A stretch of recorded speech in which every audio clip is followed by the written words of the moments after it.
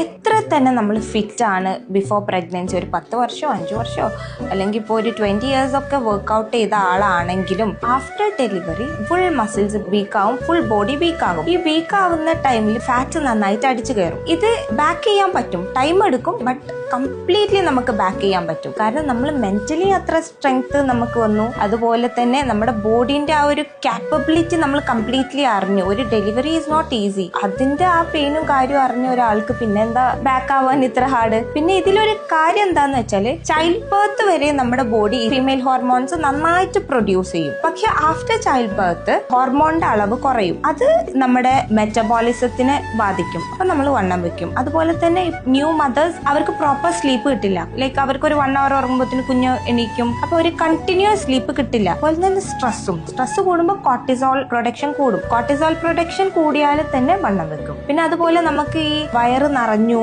Like food കഴിച്ചിട്ട് ഫുള്ളായി എന്നുള്ളതൊക്കെ നമുക്ക് ഒരു ഹോർമോണൽ ഇതാണ്. ഹോർമോൺ പ്രൊഡ്യൂസ് ചെയ്യും നമ്മുടെ ബോഡിയിൽ. അത് നമുക്ക് അറിയാൻ വേണ്ടിയിട്ട് അതിന്റെ പ്രൊഡക്ഷനും കുറയും. അപ്പൊ നമുക്ക് ഫുഡ് കഴിച്ചു കഴിഞ്ഞാൽ നമ്മളുടെ വയറ് ഫുള്ളായി എന്ന് അറിയില്ല, നമ്മൾ കഴിച്ചുകൊണ്ടേയിരിക്കും. പിന്നെ അതുപോലെ തന്നെ ബ്രസ്റ്റ് ഫീഡിങ് ടൈമിൽ പ്രൊലാക്റ്റിൻ ഹോർമോൺ പ്രൊഡക്ഷൻ ബോഡിയിൽ ഉണ്ടാവുമല്ലോ. അപ്പൊ അതും ഹംഗ്രിനെസ് കൂട്ടും.